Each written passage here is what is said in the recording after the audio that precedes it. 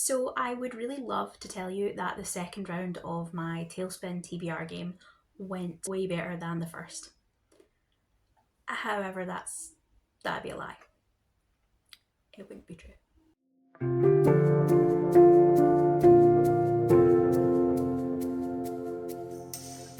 So as I said, this is the second time I've played my new TBR game, Tailspin.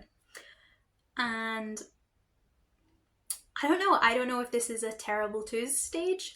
I don't know if this is like your pre-teen rebellion. This is the I didn't ask to be born, you can't tell me what to do stage that the game is going through. That I didn't ask to exist, which, if it is, I mean, fair. Who amongst us wants to exist in this world right now? But we're pushing through and we're continuing on. The board has not been kind, but it does mean I have a lot of options for next month. And that is the positive attitude we're going to be going into August with. So, without too much further ado, let's jump to the board. You've seen this board last month, and for a better recap, I will link to that first video down below. But the really basic, really quick take through is I start down at the nest as an egg, and I roll a 6-sided dice to move my way up the board. If I hit one of the little ladders, those are updrafts and I can skip ahead. If I collide with another dragon, then I fall all the way down the slide. In the middle, there are 6 points on the spinner wheel. Each one is a different colour. If I land on any of those 6, I have to put my little ball into the spinner, and wherever I come out is where I continue from. Plus, I have to add a book that fits that colour on the spinner wheel. Each of the dots along the board symbolises a different type of category. We have arcs, backlists, mood reads, challenge books, and if we hit green, that is a prompt card, and I will pull a prompt from the prompt card pile. The goal is to get to the very end, the very top of the sky, in ideally as few spins as possible.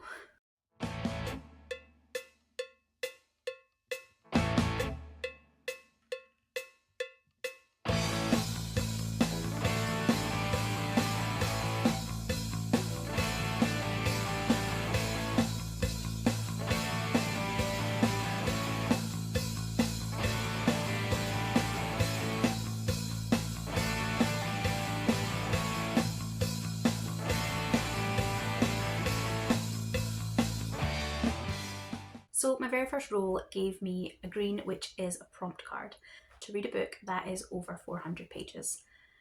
And I mean, that's a fairly safe one. It's nice and vague. It lets me put something that I really want to get to this month on it straight away. The book I'm going to pick for this is Bury Our Bones in the Midnight Soil by V.E. Schwab. I have a complicated relationship with V.E. Schwab as a writer.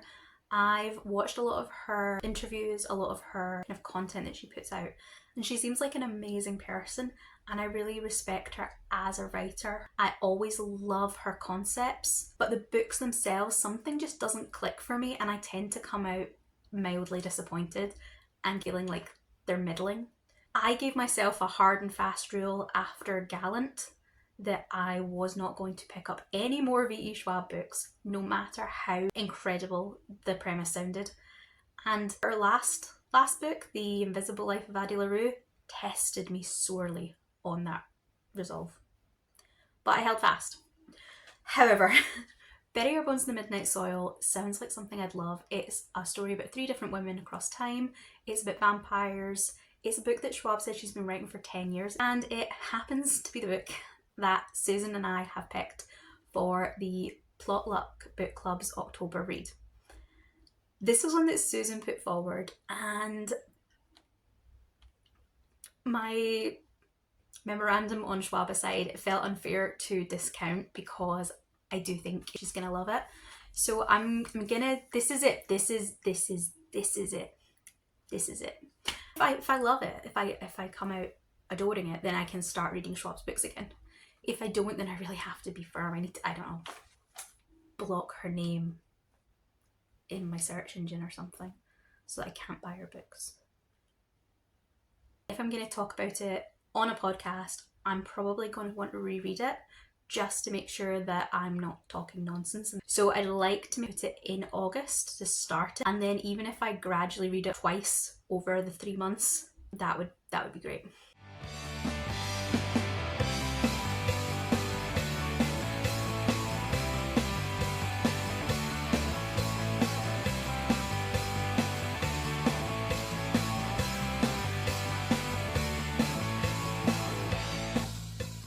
So this rule is to reread a book, and I put this on the game board because I don't tend to reread. Sometimes there's books I'm like, oh, I really wish I had time to reread that, but I just don't have time because I have to keep up with all the books that are coming out that I really want to read, and there's not enough time in the world. And so I put reread on, and the thing is, this month I don't have any books I really particularly want to reread, but here we are. So it did take me a little while to think of one, but I have been rereading the Poppy McAllister mystery series. I couldn't get hold of book 1. Everand though had books 2 through I think 8 in their audiobook collection, and I read 2 through 6 during the Amazing Readathon in June. So I don't think there's that many books left at the end of the series, so I would like to wrap those up, and just that way I've reread the whole series. I've really enjoyed my reread of it.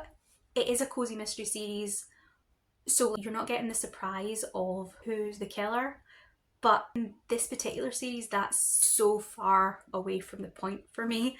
I love the characters, I love the family element, I love the setting, I love the romance, I love the world, so I'm really happy to continue it. I maybe didn't want it this month.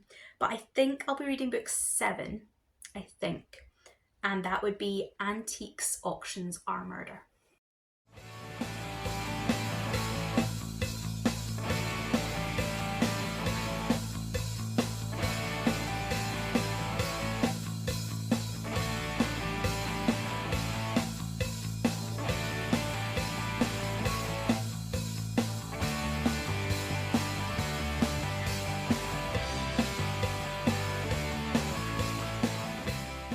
Okay, so this role gave me an arc, which actually works really well because there are lots of different Arc August type of challenges going around.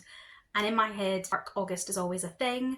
I really do want to clear out some of my backlist NetGalleys. I did set a goal at the start of 2025 that I would be cutting my NetGalley down from like the 40 mark into single figures. I've read a lot of arcs this year. However, mostly I've been reading the arcs that I've requested. So the older arcs that I came into the year with, I really haven't touched that much. For this one, I'm going to go with one of those really old ones to make sure I do get to it, and it is The Beautiful by Renee Ahdieh. This, from what I remember, was a dark fantasy about vampires. I just need to maybe make sure I don't read it at the same time as Bury Your Bones because they might be a little bit similar, I don't know.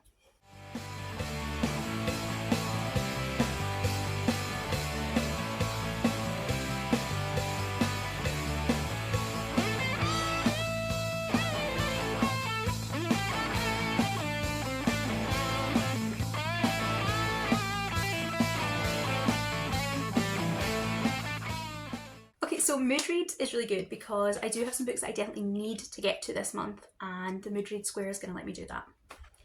It's not exactly what I intended the Moodread Square for, but we're going to make it work. It's been on my shelf for a really long time and I just haven't got around to it. This is a book that I'm going to be reading for a buddy read. And I bought this after I read My Grandmother Sends Her Regards and Apologises. And that book broke my soul. It did. I read it on a plane, I read it on a flight, and I ugly cried sitting next to a stranger for about half an hour. I read that book with tears streaming down my face. I think this is gonna lean more on the emotional side, but I am really looking forward to it. It's a contemporary.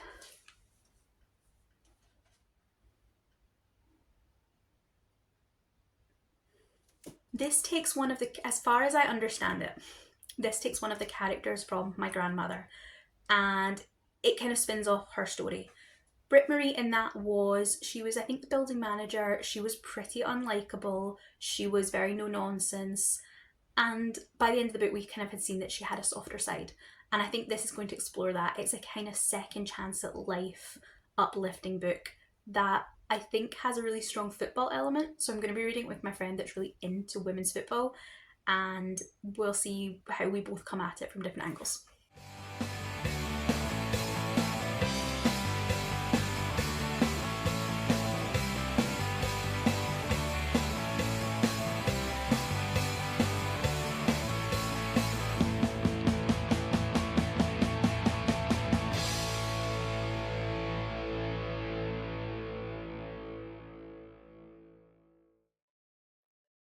For standalone, I have The Phoenix Keeper by S.A. McLean. I want to read this for a vlog project I'm working on, so it's a perfect spot. This is a kind of cozy fantasy about a woman who is going to be running a magical zoo. Which sounds perfect, and probably one of the lighter books in my TBR, something that I'm going to need to balance out all those vampires.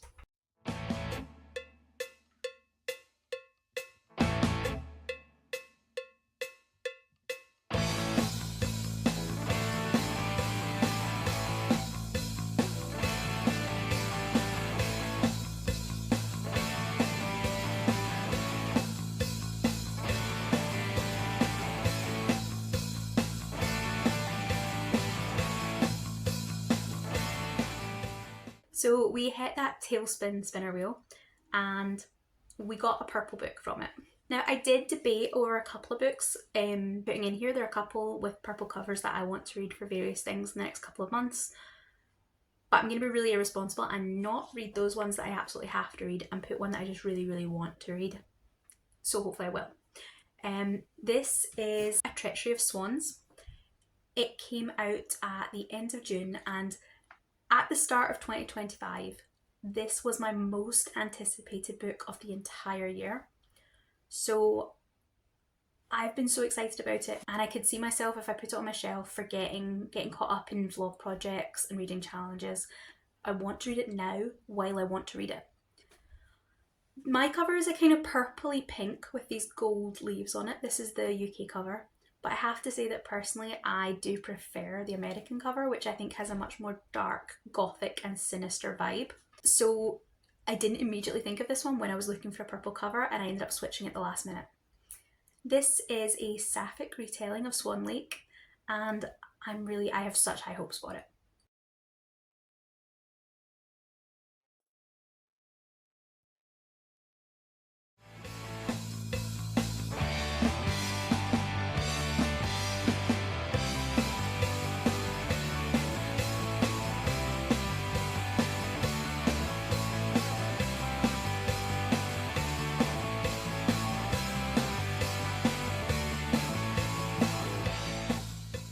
So the next prompt was to read a contemporary romance. I really want to read this one. It is a relatively recent NetGalley approval, and since we're working on arcs this month, it seems like the time to do it. Get it done before it becomes one of those backlist arcs that I'm having so much trouble with. So this is Not Good Enough by James Robert Moore. And it does say it's funny, romantic, and a little bit spicy, so there definitely is going to be a contemporary romance element. It's about Charlie, who is a 30-something, he's just been dumped by his boyfriend, and he's never had to navigate the queer scene as a single person. And that is what he is doing in this book.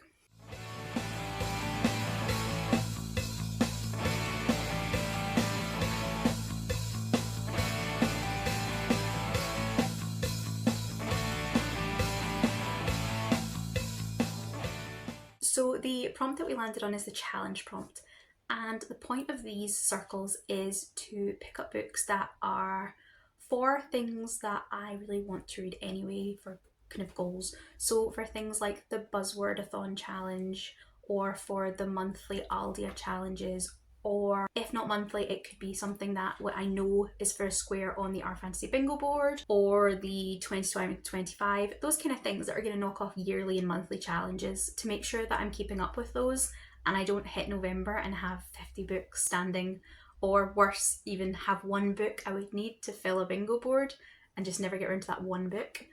For this challenge spot, I have went with the monthly Golden Girls read along challenge. And the prompt for this month is to read a book that is either set in Florida or set in some kind of tropical location. The book I've picked is set in Florida, and it's a cozy mystery which I just feel like really fits the Golden Girls vibe. Other than that, I really know nothing about it, but I'll be reading Murder Buys a T-shirt by Christy Fifield.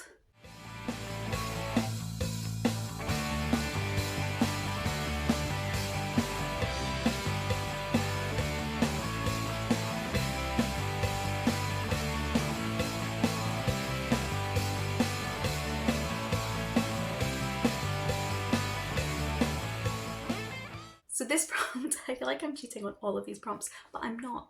They're just on technicalities. This prompt is to read a book that was set outside of the UK or the US. And the intention of this prompt obviously was to be reading books that are a little further afield. But I do have a book that for another buddy read, so I really need to fit it in. And it's not set in the UK, it's set in Southern Ireland, so it counts. So I'll be reading All Our Hidden Gifts by Caroline O'Donoghue. Is about Maeve, who has an uncannily astute gift for tarot readings, which makes her the talk of the school. Until a classmate draws a chilling and unfamiliar card, and then it disappears. So it's a YA fantasy novel that came out a couple of years ago, and I haven't got around to it.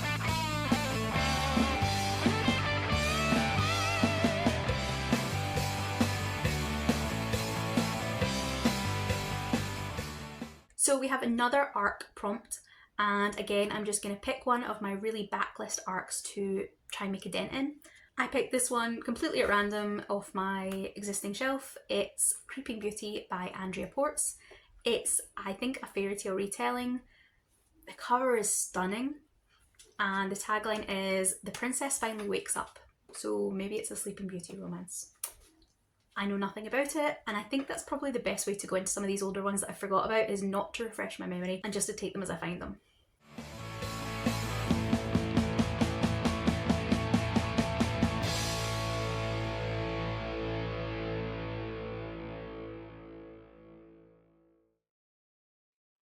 So another challenge prompt, and again I'm going to actually be really smart with this one and both hit a challenge that I'm working on this year and knock out another arc on my list. For the SFF title challenge this year, one of the words we have to find in a book title is hunter, and I have The Hunter's Gambit by C.L. Parlow.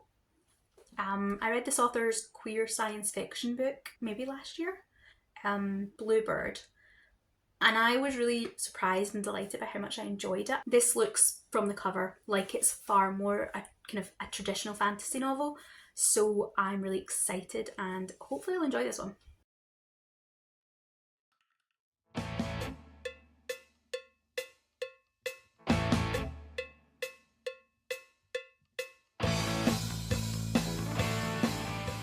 So this is another one where I'm gonna double up my challenges with my arcs, and I'm gonna read Celestial Monsters by Aidan Thomas. This is the second book in the Sunbearer Trials duology, and I gave the Sunbearer Trials a 5-star. I've been desperately meaning to get back to this world and I just haven't got around to it. So this will fit another SFF title challenge word, which was monster or monsters.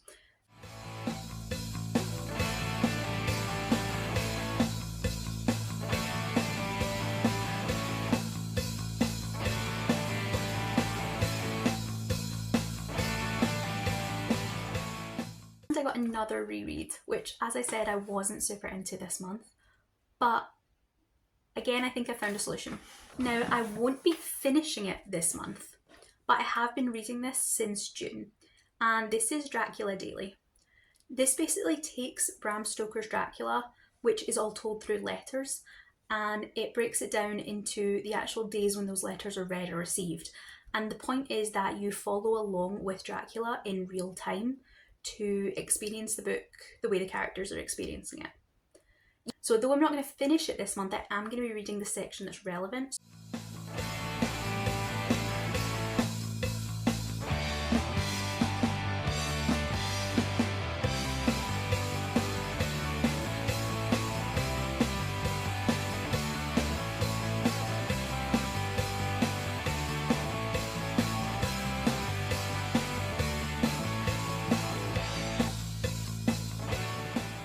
For For a self-published or indie press, small press book, I'm going to read Of Books and Paper Dragons by Vela Dinar and Micah Ainandria.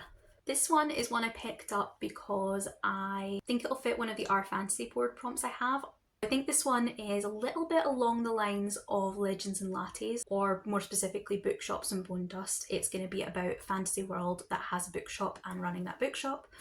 And the little descriptor for this has how to run a successful bookshop, change careers at 38, suffer from anxiety, make friends with the local artists, and don't get eaten by the draconic overlord.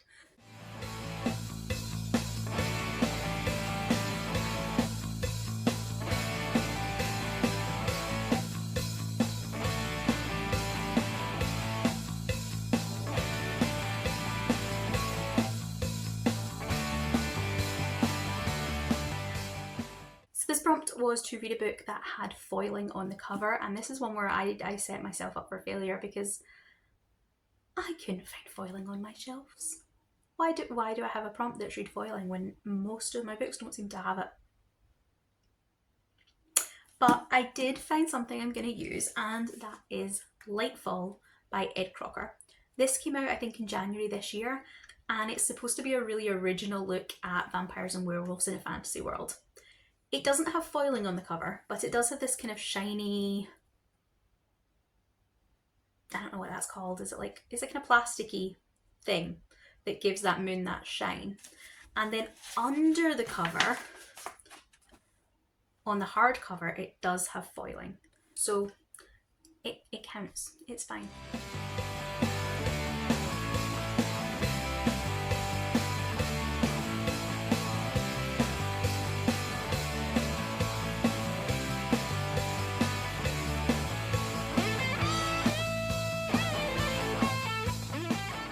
And then we have another arc.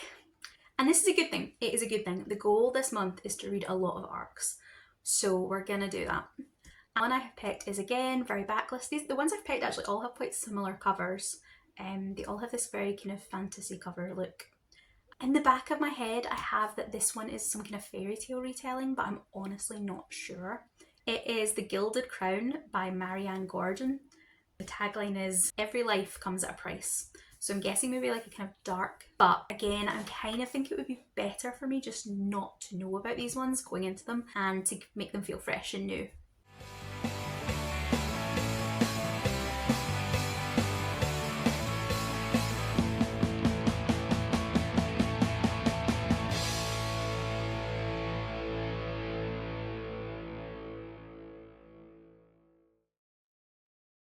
So I finally